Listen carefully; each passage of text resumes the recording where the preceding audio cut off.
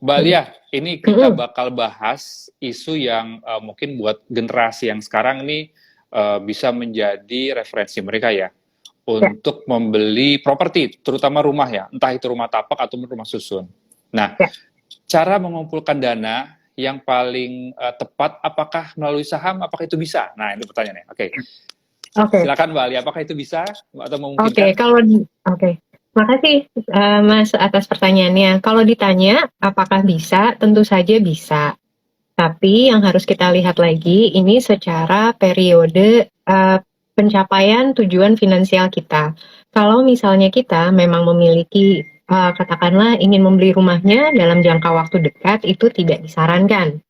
Kenapa? Seperti kita tahu, memang volatilitas di market itu sangat cepat sekali ya. Apalagi kalau kita melihat sejak pandemi 2 tahun terakhir itu, landscape IHSG itu sangat berubah, ya kan? Jadi antara Betul. kita mau menabung jangka pendek itu udah sulit banget nih, nggak Ya. ketebak. Jadi memang kalau ditanya apakah bisa, bisa-bisa aja, tapi dengan catatan kita juga harus nih mengetahui batas kapasitas kita dalam berinvestasi.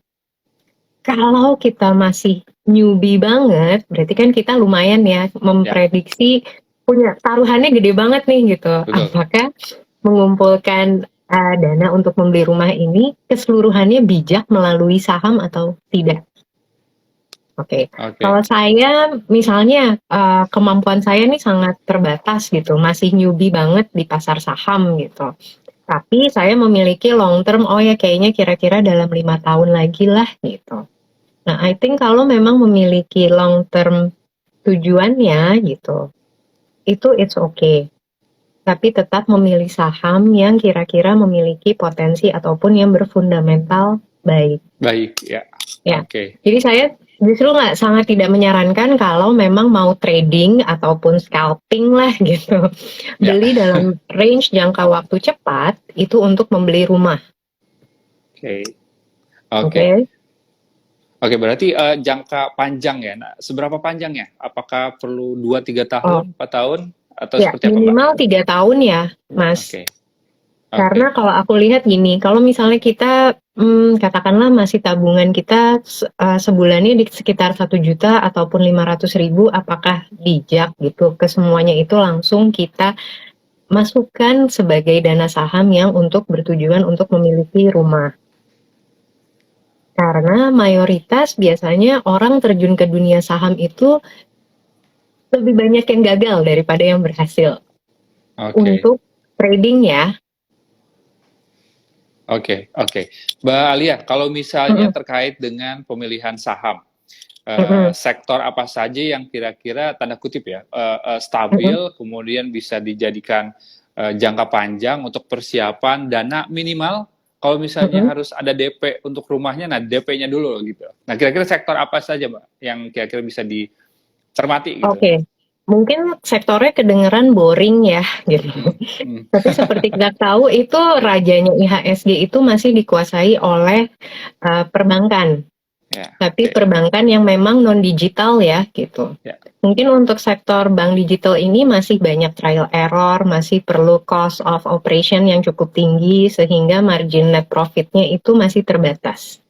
Sedangkan oke. kalau kita melihat ke depannya, drive untuk penggerak ekonomi itu adalah kredit, di mana kucuran kredit itu berasal dari bank-bank BUMN ataupun misalnya BBCA yang super perkasa. Dan kita bisa melihat 2022 di tahun di mana kita menggadang-gadang recovery, walaupun IHSG sempat terkoreksi di pertengahan tahun gitu. Tapi menuju hembusan window dressing, kita melihat bahwa memang bank-bank yang perkasa ini terus membukukan kinerja yang bagus dan juga ini terefleksi dalam pergerakan harganya. Kenapa saya hanya berani bertaruh pada Ya, sektor perbankan gitu? ya. Kan tadi ditanyanya view-nya panjang, tapi dengan adanya pandemi 2 tahun ini kita justru melihat ini kejatuhan dari sektor konsumer, Oke. ya kan? Tidak banyak pergerakan yang bisa dilakukan karena secara global juga kita ke disrupt ya dengan adanya global supply chain yang mengubah harga-harga dari bahan baku dan juga biaya ekspor impor dan segala macam keterbatasan. Walaupun Indonesia masih di-drive oleh sektor consumption, tapi purchasing power dari masyarakat kita ini belum pulih sepulih-pulihnya. Sedangkan kalau kita melihat dengan agenda perekonomian didukung dengan adanya isu pemilu dan juga isu ibu kota negara baru, ini kan berarti rencananya ke pembangunan. Nah, Betul. pembangunan ini pertama kali yang menggerakkannya dari mana? Dari kucuran kredit. Oke, baik lagi ke Gitu. perbankan. Iya, iya. Jadi kalau ditanya 3 tahun ke depan ini, saya heavy confidence lah untuk perbankan gitu. Cuma ya dipilih-pilih juga waktu timingnya ini, saat yang tepat itu kapan. Oke, jadi sektornya kurang lebih sektor perbankan ya, perlu dicermati Mm-mm. sobat investor. Ya, Nah, tapi yang perlu diperhatikan adalah soal timingnya, betul ya, Mbak ya? ya, ya, Oke, ya. timingnya harus diperhatikan juga sebaik-baiknya dan juga jangan sampai salah menempatkan dananya ke Ya, saham-saham yang memang harus diperhitungkan nih volatil. fundamental teknikalnya, betul ya? Ya, ya, ya, benar banget. Oke, oke. Mbak, kalau misalnya terkait perbankan, baik kita masih ngomongin soal sektor perbankan. Ya, Kan tadi disebutkan bahwa 4 bank himbara, BBCA ini udah pasti yang Big Four ya. sama satu BBCA ini kan memang jaminan ya. Tapi adakah yang lainnya yang bisa menjadi pegangan buat kita? Karena tadi kan sudah disinggung bahwa sebenarnya sektor perkreditan ini kan itu akan menjadi atau memacu perekonomian ke depan ya. Ya. Terlebih lagi nanti ada beberapa pembangunan di Kalimantan terkait dengan IKN dan hal yang lainnya. Nah, Ya. saham-saham apa nih yang kira-kira akan menjadi ikut mendorong? Nah, seperti itu. Oh, Ikut oke. mendorong ke depannya, Mbak. Oke, ini disclaimer on ya. Ya. Kalau saya selain melihat perbankan tuh masih wait and see sebenarnya di area properti. Karena sektor properti ini mulai menunjukkan kinerja yang sangat baik terutama di tahun 2022 ini. Tapi kalau secara teknikal ini kok masih sideways ya. Terutama misalnya kalau sebut emiten seperti BSDE, CTRA, Sumarekon, APLN, ini tuh sebenarnya oke gitu. Tapi apa nih yang membuat kita sektor ini tidak tergerak sama sekali gitu. IHSG itu menurut saya selalu punya ruang penggerak gitu. Tapi apa nih yang masih belum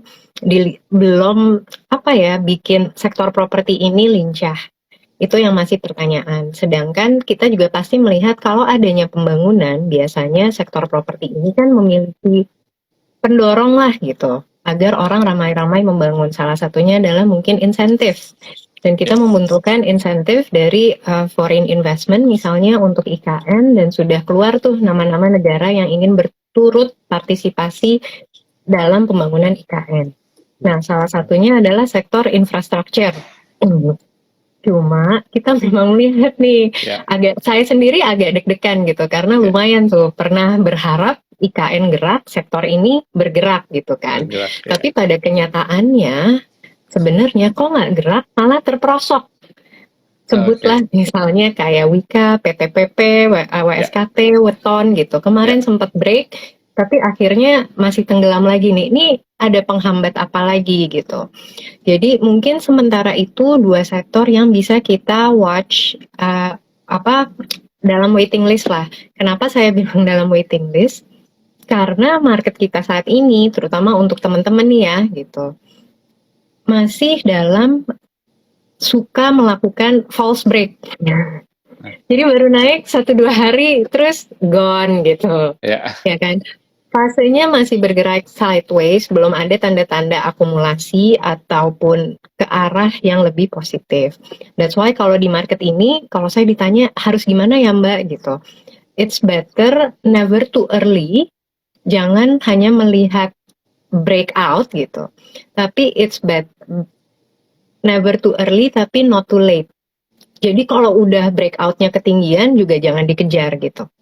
Jadi sebisa mungkin kita antisipasi gitu. Kecuali memang kamu punya kesabaran yang luar biasa ya. Gitu. Iya, betul. Tadi kalau misalnya disebutkan sama Mbak Alia tadi, hampir semuanya itu, bahkan semuanya ya, tadi itu BUMN semua ya? SKT. Hampir BUMN kecuali propertinya ya. Propertinya ya, kecuali properti. Tapi penggerak di sektor infrastruktur sektor tadi. Infrastruktur. Oke. Ya, oke. Nah, berarti tanda kutipnya adalah kita perlu untuk menunggu dan melihat Mm-mm. sejauh mana perkembangan pergerakan sahamnya. Apakah Ya, sentimen yang lain akan mempengaruhi atau ya betul. mungkin tiba-tiba nanti ada hal yang menarik yang bisa kita lihat gitu ya. Betul, karena Oke, ya kita kan sebagai masyarakat retail ya gitu, it's betul. better to follow the flow gitu. Karena Ya. kita belum tentu bisa bikin ombak dan wave selanjutnya seperti itu. Oke, oke, itu kata-kata bijak tuh yang terakhir tuh. Oke, oke, Oke. Mbak Alia, eh, Mm-mm, kalau misalnya dengan pilihan koleksi di saham energi, apakah itu tanda kutip ya cukup mm-mm. untuk mengumpulkan dana supaya bisa beli rumah? Ini kan lagi Nah, menggeliat nih, lagi menggeliat sektor energi. iya, nah kita bisa melihat ya sektor energi ini, tapi kalau untuk saya pribadi sih ya, ini kayaknya masih kemahalan ya. Oke, Oke, jadi memang kalau misalnya itu saya prefer memang membeli yang belum kemahalan lah gitu. Karena ada gap risk yang harus kita pertimbangkan gitu. Nih kok kalau buat saya pribadi kelihatan risikonya jauh lebih besar ya dibanding dengan rewards yang bisa saya terima. Karena kalau apapun yang lagi hot, biasanya ya, memang udah dikerubungin gitu. ya, Gulanya ada di sana dan udah terlanjur dikerubungin. Justru kita kan harus hmm, nyari sumber gula baru nih ada di mana nih ya. Mas gitu. Betul. Jadi harus mencari sumber yang lain yang kira-kira bisa cuan ya, gitu. Ya, cuma Oke, kadang susahnya kitanya kurang sabar gitu. oke, oke. Nah, terutama buat investor yang pemula nih ya, Mbak, kita Mm-mm, bisa melihat apa namanya sumur-sumur yang baru, sumber-sumber gula yang baru tuh mm-mm. gimana kita bisa melihat dan membedakannya gitu, Mbak? Mungkin membedakannya sih lebih ke arah sektoral ya. Kalau saya perhatikan memang sebagai newbie ini memang susah. Tapi juga kita tahulah setiap hari beberapa cari sumber media yang paling terpercaya. Salah satunya seperti IDX channel ini.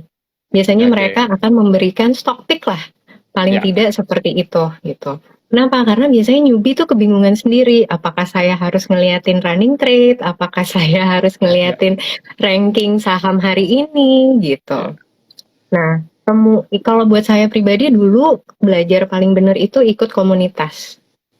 Cukup Oke, satu atau dua, jangan kebanyakan karena tiap ya, komunitas itu punya value, prinsip, dan cara belajar yang beda gitu.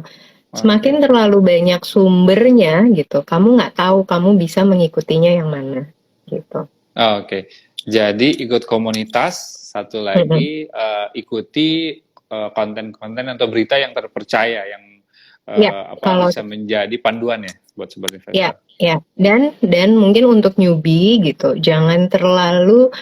eh, jangan terlalu apa ya, jangan terlalu FOMO gitu dengan orang-orang yang bisa kaya cepat dari dunia saham. Iya Karena betul. banyak juga yang datang ke saya gitu, saya lagi nggak punya duit nih gitu, main Hmm. saham aja lah gitu. Saham itu bukan mainan gitu ya, saham itu perusahaan, jadi memang kita harus Betul. menunggu gitu. Mana sih perusahaan yang cocok gitu. Oke, yang pastinya berada di sekitar kita ya, yang kalau kita suka ya. Ya, Oke, betul banget. oke. Mbak Alia, kalau Ya, misalnya saham-saham yang baru saja melisting, menurut Mbak Alia, apakah itu mm-mm. cocok untuk jangka panjang, terutama untuk Oke. dana beli rumah? Ini kan Saham banyak nih ya, IPO ya berarti ya. sama IPO ya. Oke, ya buka jujur-jujuran aja gitu ya. Saham IPO saya lumayan ikut banyak nih di Ya, 2022 gitu. Tapi biasanya saya nggak keep. Ini point of view saya ya. ya, Oke, kenapa? oke, Oke, jadi based on research, saham hingga Q3 2022 jumlah saham-saham yang IPO itu sekitar 70-an, 77 deh kalau nggak salah. ya, Nah, dari 77 itu, 70%-nya sudah menghasilkan income di atas 30-40 persenan secara keseluruhan ya, secara ya, misalnya dibilang indeks IPO gitu. ya. Cuma kan ada juga yang gagal, ada juga yang ini, walaupun chancesnya itu dikit. Jadi biasanya kalau saya kebagian saham IPO, biasanya saya hanya hold terakhir itu mentok 5 hari. Oke. Karena pernah ada yang saya pegang lama, tapi in the end itu lama-lama malah minus gitu. So I think Iya. in this market gitu ya, it's better untuk tetap fokus on monitoring dengan apa yang kamu beli. Terlepas saham itu IPO ataupun saham itu lama. Oke, jadi perlu sekali untuk setiap hari bahkan ya, untuk mengecek pergerakan Paling saham tidak dari iya, ya. kalau memang punya, karena market sekarang ini beneran nggak ketebak. Coba aja deh Mas, deg-degan banget ngeliatin market 2 minggu ini gitu. Pagi-pagi 10 menit hijau gitu. Iya, Habis itu udah tenggelam merah gitu. iya. Dan ini pasti biasanya bikin para newbie nih jadi kapok gitu. Iya, iya, betul, betul. Ya, tiba-tiba terkoreksinya dalam sekali gitu ya, Mbak ya? Ya, kan beda banget sama tahun lalu yang Iya, 2021 awal ataupun 2021 iya, pertengahan menuju window dressing tuh kayaknya bisa cuan terus gitu dari saham. Tapi 2022 ini memang banyak iya. tekanan. Betul, betul. Nah, mungkin ada saran nggak? Misalnya memang banyaknya pelemahan ya segini Hmm. beberapa bulan terakhir.